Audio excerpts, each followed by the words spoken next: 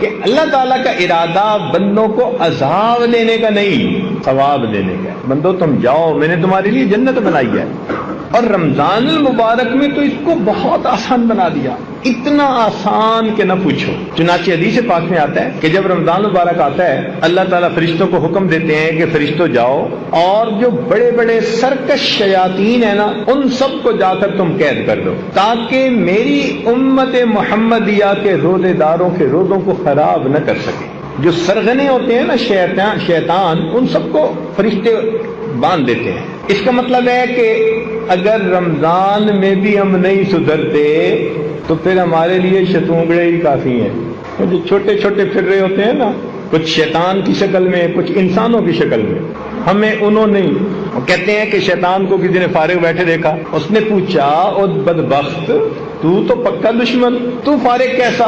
کہنے لگا اب انسانوں میں سے میرے نمائندے بہت سارے ہو گئے، اب مجھے ضرورت نہیں رہی تھی۔ تو واقعی بگڑا ہوا نفس جو ہوتا ہے نا وہ شیطان سے بھی زیادہ برا۔ تو دیکھیے کہ اس امت کو اللہ رب العزت نے کس طرح رحمت فرمائی۔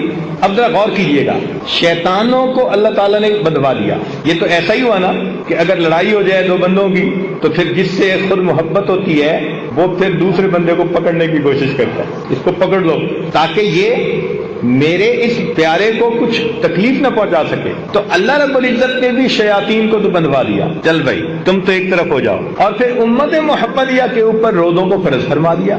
اب روزوں کو فرض کرنے کے بعد دیکھو ہوا کیا، حکمت دیکھو۔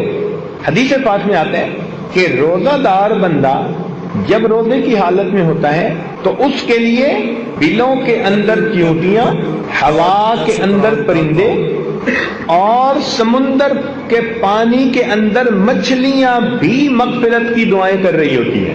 اب دیکھو مومن نے روزہ رکھا، اس کے لیے چیونٹیاں بھی دعائیں کر رہی ہیں، پرندے بھی دعائیں کر رہی ہیں، مچھلیاں بھی دعائیں کر رہی ہیں، ساری مخلوق کو دعاؤں میں لگا دیا۔ واہ میرے مولا، بخشش کے بہانے دیکھیے، شیطان کو قید کر دیا اور باقی مخلوق کو دعاؤں پہ لگا دیا۔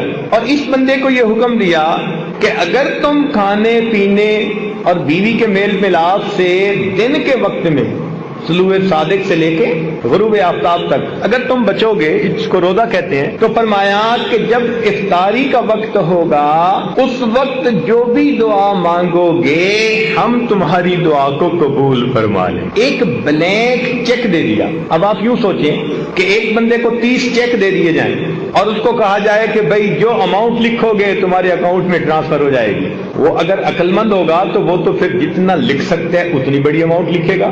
کوئی ایسا بندہ ہوگا جو ایسے بلینک چیک کی جمع کرواتا رہے بغیر کچھ لکھے؟ اگر کوئی ایسا کرے گا تو اس کو سب بے وقوف کہیں گے۔ اب اللہ تعالیٰ نے ہمیں 30 دن جو رمضان کے دیے تو 30 دن افطاری کے وقت میں ہمارا ایک چیک اللہ کے ہاں جمع ہوتا ہے اور اس چیک کے اوپر نیکیوں کے اماؤنٹ ہم لکھتے ہیں۔ اللہ رب العزت نے بھی یہی معاملہ کیا کہ میرے بندو روزہ تو آپ رکھو گے لیکن روزے کا اجر میں طے نہیں کرتا، میں تمہیں چیک بک دے دیتا ہوں۔ اب افطاری کے وقت جتنا تم چاہو مانگو گے میں پروردگار تمہاری دعا کو قبول کر لوں گا۔ یہ روزہ وہ مزدوری ہے کہ جس کی مزدوری منہ مانگی ملتی ہے بندے کو۔ اس لیے حدیث پاک میں آتا ہے افطاری کے وقت دعا قبول۔ حدیث پاک میں آتا ہے للصائم فرحتان، روزہ دار کے لیے 2 خوشیاں، فرحۃ عند الافطار، جب روزہ افطار کرتا ہے اس کو اللہ خوشی دیتے ہیں، اتنا دیتے ہیں کہ اس کا دل خوش ہو جاتا ہے۔ اب یہ مانگنا تو ہمارے اپنے اختیار میں ہے، جتنا مانگے